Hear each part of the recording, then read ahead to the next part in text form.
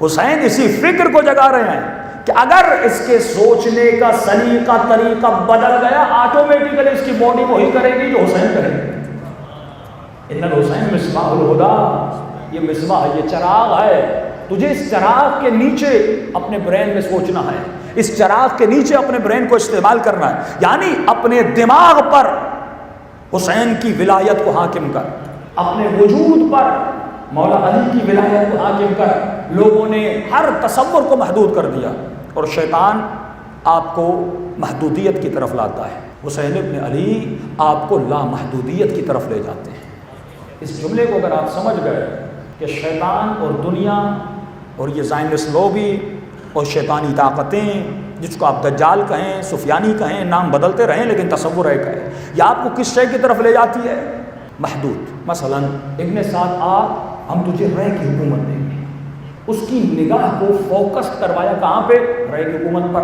اب اس کے دماغ میں رے ہے، اب حسین اس کو یاد نہیں آ رہا، اب اس کو یہ نظر نہیں آ رہا کہ بچے قتل ہو رہے ہیں، اب اسے یہ نظر نہیں آ رہا کہ خیمے جل رہے ہیں۔ شمر آ تجھے پیسے دیں گے، قاضی شرح آ تجھے سکوں اور درہم دینار دے دیں گے۔ اس کی نگاہ جو ہے محدود ہے۔ لیکن آؤ کربلا میں امام کیا فرماتے ہیں؟ فرماتے ہاں دنیا کی لذتیں بھی اللہ نے حلال کی ہیں، لیکن اے مومن اس لذت پہ نگاہ کو فوکسڈ مت رکھنا، کیونکہ اس لذت سے بڑی بھی ایک لذت ہے جسے آخرت کہتے ہیں۔ ہاں دنیا حسین ہے، میں نے بنائی ہے، درخت حسین ہے، میں نے اس کو مزین کیا، تمہارے لیے زینت میں بدلا، اس میں حسین چیزیں ہیں، یہ کافی اٹریکٹیو ہے، لیکن اے میرے بندے یہاں پر محدود نہ ہو جانا، میں نے ایک اور اٹریکٹیو کائنات بنائی ہے، میں نے ایک اور اٹریکٹیو ہستی بنائی ہے، یہاں میں تجھے صرف چکھاتا ہوں تاکہ تجھے پتا چلے لذت کیا ہوتی ہے، لیکن یہاں کی لذت کو میں نے محدود کیا، یہاں کی زندگی کو محدود کیا، یہاں کے مال کو محدود کیا، یہاں کی نیند کو محدود کیا، یہاں کی خواب کو محدود کیا، یہاں کی کمائی کو محدود کیا، یہاں کی زندگی اور عمر کو محدود کیا، لیکن ایک اور زندگی ہے، جب تو اس کو چکھے گا اور تجھے پتا چلے گا اس کی محدودیت میں کتنا مزہ ہے، تو تصور کر جب یہ لامحدود ہو جائے گی تو کتنا مزہ ہوگا۔ یہاں کی لذت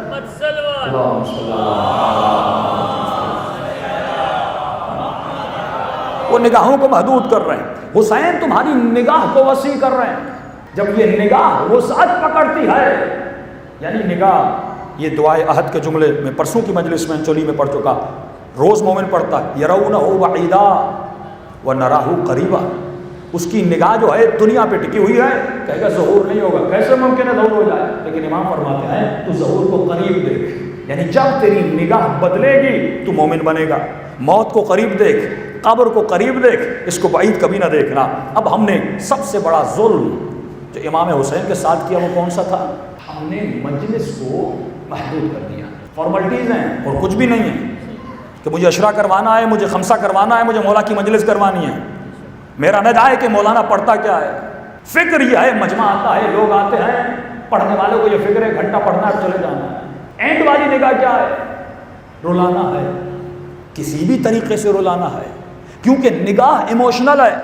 ماتم کرنا ہے، 10 گھنٹے بھی ماتم کرنا ہے، 8 گھنٹے بھی ماتم کرنا ہے، لیکن یہ نہیں سوچ رہا اس ماتم سے مجھے ملے گا کیا، اس ادا سے مجھے ملے گا کیا۔ جب نگاہ عزاداری اور امام حسین تو کربلا کو تو محدود کر دے گا تو کربلا نظر و نیاز تک محدود ہو جائے گی، کربلا ماتم تک محدود ہو جائے گی۔ آج جھگڑا یہی ہے کہ ماتم کیا کیسے جائے اور کیا کیا جائے اور کیا نہ کیا جائے۔ آج یہی مسئلہ ہے، کما لگائیں نہ لگائیں، زنجیر لگائیں نہ لگائیں، بھول گئے کہ حسین کا مقصد کیا تھا۔ اسی مختصر اور محدود نگاہوں میں اپنی مجلسوں کو محدود کر دیا۔ پڑھنا کیا ہے، پڑھنا کیا نہیں ہے۔ خطیب کو یہ فکر ہے کہ مجمع کو رلانا کیسے ہے، اور کوئی بھی روایت پڑھ کے مجھے رلانا ہے، کیونکہ ہدف ہے ایموشنل، ایسی شاعری کرنی ہے، ہدف ایموشنل ہو گیا۔ کربلا کو ہم نے محدود کر دیا، لیکن فرمایا جب کربلا اس محدود نگاہ سے نکلتی ہے تو ایک نہضت میں بدل جاتی ہے، ایک انقلاب میں بدل جاتی ہے۔ ایک عزاداری وہ جو ایموشنل ہے، ایک عزاداری وہ جو ایک نہضت اور انقلاب کی فکر دیتی ہے، یعنی ایسی فکر۔ آپ نے کبھی سوچا کہ حسین کی محبت ایک ایسی حرارت ہے کہ امام فرماتی کبھی بجھنے والی نہیں ہے۔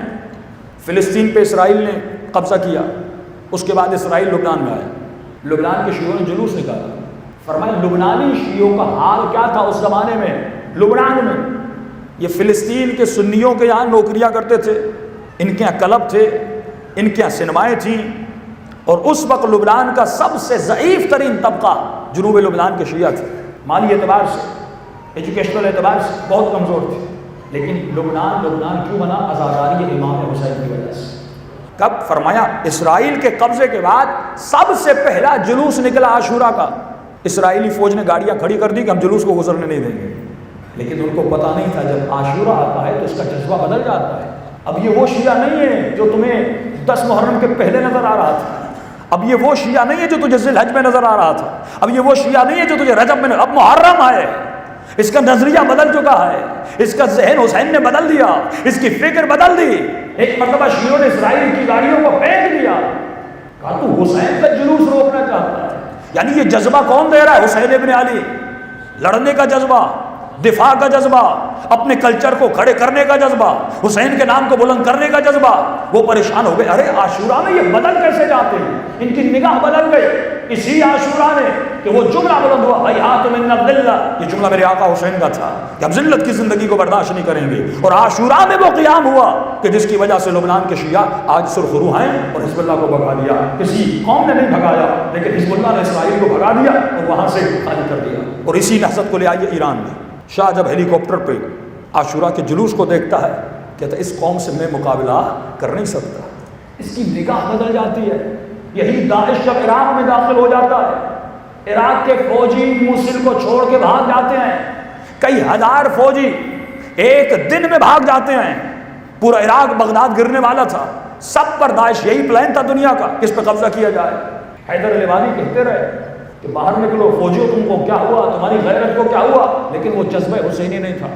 آیت اللہ سیستانی فتویٰ دیتے ہیں، حشد و شعبی بنتا ہے، لیکن اب اس کے شعار دیکھیے، اس کے ڈائیلاگز دیکھیے کہ حشد و شعبی یہاں پٹیاں لگاتے ہیں، ایک خیمہ حضرت عباس کا بنتا ہے، مختلف جو جبہے کے اندر جگہیں بنتی ہیں ان کو منسوب کیا حسین سے، ایک جگہ کو حسین سے منسوب کیا، ایک جگہ کو عباس سے منسوب کیا، ایک جگہ کو ایک ٹولے نے اپنے ٹولے کا نام زینبیون رکھا، کسی نے اپنے ٹولے کا نام سیدہ کے نام سے رکھا، مختلف ٹولے بنتے گئے۔ جب نسبت حسین سے بنی تو حسین والا جذبہ پیدا ہوا، جب حسین والا جذبہ پیدا ہوا تو حسین کی طرح انہوں نے یزیدیوں کو وہاں سے بھگا دیا۔ یہ وہ جذبہ حسینی ہے، یہ وہ نگاہ نہضت حسینی ہے جو امام حسین اپنے شیعوں کو، اپنے چاہنے والوں کو دینا چاہتے تھے کہ تجھے ایک معاشرے کو تشکیل دینا ہے، ایک تبلیغ انفرادی ہے، ایک تبلیغ اجتماعی ہے، معاشرتی تبلیغ ہے، ایک ایسا معاشرہ تشکیل پائے جو معاشرہ حسین کے نام کو بلند کر سکے، جس معاشرے میں وہی جذبہ ہو، جس معاشرے میں وہی نشانیاں ہوں جو کربلا کے شہداء میں تھیں، جس میں جان نثاری کا جذبہ ہے، جس میں قربانی کا جذبہ ہے، جس میں از خود گزشتگی یعنی اپنی ذات کو نہ دیکھ کر کسی اور کی مدد کرنے کا جذبہ ہے۔ یہ امام نے پیدا کیا۔ یہی حال ایران کی جنگ کا تھا۔ ایران کے سردار کہتے ہیں، جنرل کہتے ہیں کہ اتنے لوگ جب جبہے پہ جا رہے تھے، ہم نے کہا جوان بوڑھے اسی طرح جا رہے ہیں، اور وہاں پر بھی گردان ہوتے تھے، گردان ابوالفضل کوئی جگہ اس کا نام تھا، یہ جو پاکٹس ہوتی ہیں، پوائنٹس ہوتی ہیں فوجیوں کی، مختلف جگہوں پہ اہل بیت کے ساتھ منسوب ہوتی تھی۔ شہداء کو آپ دیکھیں ان کے اوپر جو پٹیاں بندھی ہوتی تھی وہ منسوب کربلا سے ہوتی تھی، یعنی کربلا فوجی کے وجود میں ایک ایسا انقلاب اور ایک ایسا جذبہ پیدا کر دیتی ہے کہ وہ جذبے، اس جذبے کو کوئی ہرا نہیں سکتا۔ آج یمنیوں کے پاس کیا ہے؟ بندوقیں ہیں، بڑی ٹیکنالوجی والی چیزیں ہیں، یعنی یہ کربلا تمہیں بتا رہی ہے کہ دشمن کتنا بھی طاقتور کیوں نہ ہو، پر اگر تیرے پاس حسین والا جذبہ ہو تو بڑی سی بڑی فوج کو شکست دے سکتا ہے۔ تو جنگ بدر کو نہیں دیکھتا کہ اسلام کی ابتدائی جنگوں کو نہیں دیکھتا، یہ وہ جذبہ ہے جو دشمن کو شکست دیتا ہے۔ اور اس جذبے کو حسین نے، جن مسلمانوں کا وجود مردہ ہو گیا تھا، جن کے وجود کو بیماری لگ گئی تھی اور کینسر لگ گئی تھی، امام نے کربلا کے ذریعے سے ان کے وجود کو بیدار کیا۔ یہ جذبہ ہے جس میں راہ خدا میں لڑنے کا جذبہ ملتا ہے۔ اور فرمایا یہ ایرانی جنگ میں تھا، وہ جنرل کہتا ہے ہم نے کہا یہ لوگوں کو ہم تنخواہ نہیں دے رہے، تو اس نے اعلان کیا آج کے بعد جتنے لوگ جبہے میں آئے ہیں ان کو تنخواہ دیں گے۔ کہا وہ جتنے سرباز اور فوجی تھے وہ ناراض ہو گئے ہم سے۔ کہا آپ کیا سمجھ رہے ہیں ہم پیسے کی وجہ سے آئے؟ ہم گھر چھوڑ کے، اپنی جوانی کو چھوڑ کے یہاں کس جذبے سے لڑنے کے لیے آئے ہیں؟ تو یہ سمجھتا ہم پیسے کے لیے آئے ہیں؟ کہ یہ تو ہماری توہین کر رہا ہے، ہم حسین کے لیے لڑنے آئے ہیں، ہم اسلام کے لیے لڑنے آئے ہیں۔ جب یہ جذبہ کسی ملک کی فوج میں ہو، جس کا یہ سوچنا ہو کہ میں بارڈر پہ اس لیے حفاظت کر رہا ہوں کیونکہ مجھے منتھلی 30,000 تنخواہ ملے گی، وہ اس جذبے سے جائے کہ ملک کا دفاع کرنا میرے اوپر واجب ہے۔ جب شہادت کا جذبہ پیدا ہوتا ہے، جب قربانی کا جذبہ پیدا ہوتا ہے، پھر اس قوم کو کوئی شکست نہیں دے سکتا۔ یہی جذبہ فلسطین اپنا کشمیریوں میں دیکھتے ہیں، کتنا ظلم ہوتا ہے، لیکن 70 سال سے وہ کھڑے ہیں، حالانکہ ہم نے بڑی زیادتیاں کی ہیں اس قوم کے ساتھ، مدد نہ کر کے۔ اگر مدد کرتے کب کے وہ لوگ آزاد ہو جاتے، لیکن وہاں پر بھی سنی کشمیری بھی ہیں، شیعہ کشمیری بھی ہیں۔ اس پورے کرفیو میں اگر کچھ کشمیریوں نے احتجاج کیا تو وہ محرم کے دنوں میں شیعہ کشمیریوں نے کیا۔ یعنی یہ تھوڑی امپروومنٹ اگر آپ کسی کے وجود میں نظر آتی ہے تو حسین ابن علی کی وجہ سے نظر آتی ہے۔ تو فرمایا ان فوجیوں نے ایکسیپٹ نہ کیا، تو یہ نگاہ ہے کربلا کہ تم عزاداری کو معاشرے میں ایک کلچر میں بدل دو، ایک تہذیب میں بدل دو۔ یہ حسین کا مقصد تھا۔